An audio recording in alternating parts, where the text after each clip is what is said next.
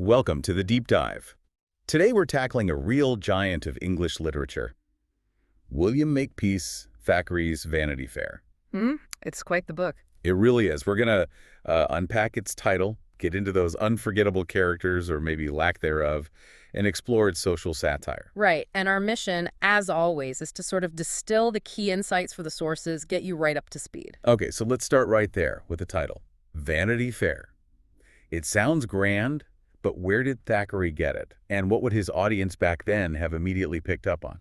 Well, what's really fascinating is that it's not just a catchy phrase. It's a very direct reference to John Bunyan's Pilgrim's Progress from way back in 1678. Okay, Pilgrim's Progress. So what was Vanity Fair in that context?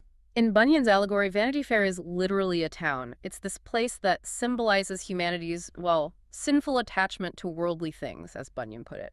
All about materialism, status, fleeting pleasures. Ah, right. So Thackeray basically expected his readers to know that. Absolutely. He was counting on them getting that reference. So by using that title, he's immediately framing his whole picture of society with this really critical, almost dismissive tone, saying this is that kind of world. That definitely sets a mood. But then there's the subtitle, which is maybe even more telling, a novel without a hero. What's that signaling about the people we meet inside? Exactly. It tells you up front. Don't expect knights in shining armor here. This defines the deeply flawed cast of characters. So let's talk about some of them. Becky Sharp has to be the first name that comes up. Oh, definitely. Becky, often called the anti-heroine. She's incredibly cunning, ambitious, quite amoral, really, driven entirely by getting ahead, and it seems without much of a conscience guiding her. A real contrast, then, to someone like Amelia Sedley. A stark contrast. Amelia is, well, she's good-natured, kind, but also quite naive, maybe a bit passive. And she spends so much of the novel fixated on the memory of her husband, George Osborne. Who wasn't exactly ideal husband material himself. Right. Kind of selfish. Very selfish, yes. And he dies pretty early on at the Battle of Waterloo.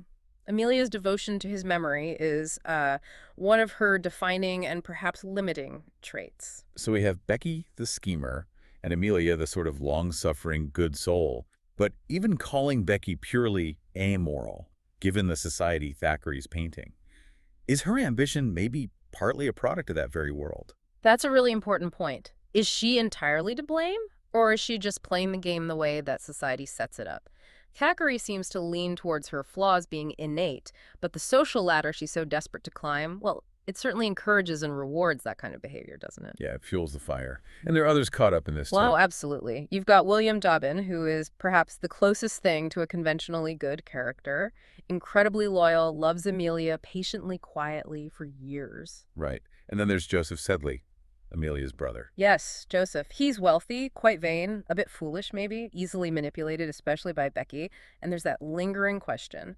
Did Becky perhaps even murder him for his life insurance money? Whoa. Okay, so that's just speculation in the text, or...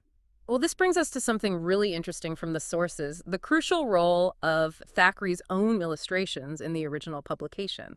They weren't just pictures on the page. They weren't just decorative. Not at all. It's a key point about how you interpret the novel. His drawings often added, symbolic depth. Sometimes they even revealed plot points that the text itself leaves ambiguous. Like the Joseph Sedley question. Exactly. There's a specific illustration of Becky. She's near a curtain holding something white, and the caption calls it her second appearance in the character of Clytemnestra. Clytemnestra, the Greek queen who murdered her husband Agamemnon when he returned from Troy. Okay, precisely. So that illustration, it's not subtle. It's a massive hint, strongly implying Becky did murder Joseph. It's a detail the writing kind of dances around, but the picture makes a pretty bold claim. Wow. It's like Thackeray was using images to say what he wouldn't quite commit to in words. Sort of Victorian Easter egg. Kind of, yeah. Hidden in plain sight. So if we pull back and look at the big picture here, Vanity Fair is this sweeping social satire.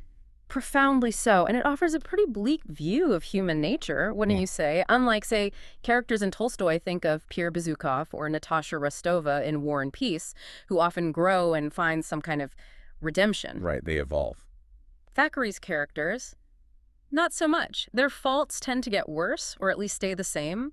They often just sink deeper into their vanity, their greed, their snobbery, It's arguably more cynical, maybe more realistic, depending on your view. He saw everyone as sort of trapped in this pursuit, right? This pursuit of Vanity Fair. Yeah, he basically said everyone's involved in it. But interestingly, he also admitted, despite calling it all vanity, that people still want a little of it. There's that tension. We know it's hollow, but it's still alluring. That really captures it. This deep dive, it just highlights what a brilliant and honestly timeless critique it is of ambition, illusion, the whole social game. It really does. It captures that constant dance we all do, between our hopes, our aspirations, and our undeniable flaws. Thackeray lifts the curtain on society's pretenses. So, a final thought for you listening. Next time you're observing the world, maybe scrolling through social media or just watching people interact, what vanities do you see playing out? And how much of the monster's hideous tale, as Thackeray might put it, do you think is visible just beneath the surface?